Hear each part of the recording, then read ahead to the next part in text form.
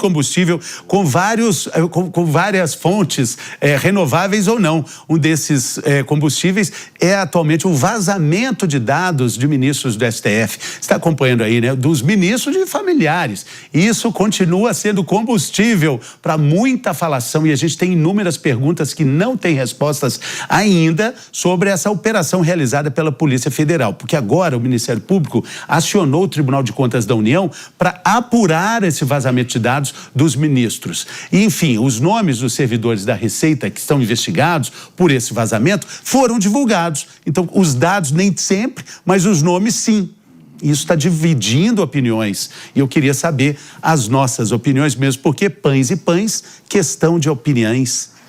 Nós temos trazido aqui em vários momentos os diferentes pesos e medidas quando o STF se vê incomodado, se sente perseguido ou de alguma forma atacado, né? E vendo aí até alguns depoimentos, a gente está aqui com um material muito bom em relação até aos depoimentos dos servidores que foram já afastados. Tem gente, tá até com tornozeleira eletrônica, né? Sendo que a gente... Passaporte apreendido. A gente vê que a coisa acabou de começar, mas o grau de intensidade dessas medidas é assustador, né? Quisera que quando a gente vê outros crimes, caso isso se confirme como um crime, mas quando a gente vê outros crimes no Brasil, que a gente tivesse essa severidade, que a gente tivesse essa intensidade para agir, para prender tanto bandido por aí, para prender tanto político corrupto. A minha questão não é se isso é crime ou não, porque não sou eu que vou julgar. Mas aqueles que já são crimes, por que tem tanto bandido andando na rua, não teve passaporte confiscado, não está de tornozeleira eletrônica?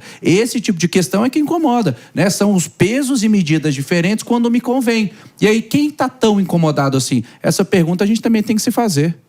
O acesso às informações, aqui a gente precisa até esclarecer bem assim para nossa audiência.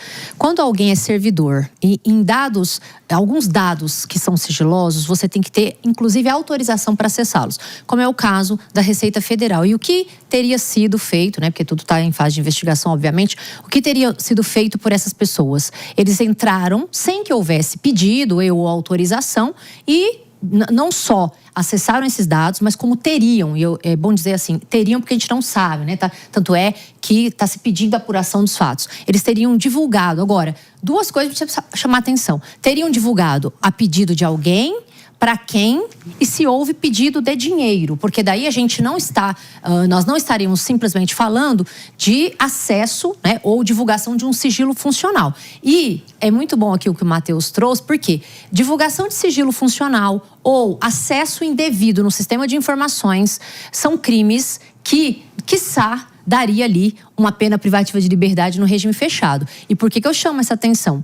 Quando a gente fala de medidas cautelares, o Código de Processo Penal realmente permite, independentemente de ter havido ou não crime, que se cumule medidas. Então, Fernando trouxe aqui, não é? Que tem tornozeleira eletrônica, restringir ali o passaporte. Isso pode ser feito, mas quando as medidas cautelares são dadas? Quando eu não tenho necessidade de prender preventivamente ou algum risco de fuga, ou algum risco de atrapalhar ali a aplicação da lei, a busca de informações. E quando ele coloca essas medidas cautelares, é bom dizer que não quer dizer que eles sejam já punidos, né? É como forma de desmantelar ou buscar informações. Não estou dizendo que eu concordo, nem que eu discordo, apenas para que a nossa audiência entenda que são medidas que podem ser tomadas de acordo com o Código de Processo Penal. Mas está um pouco excessivo? Não, então, a questão do termo de excessivo, né?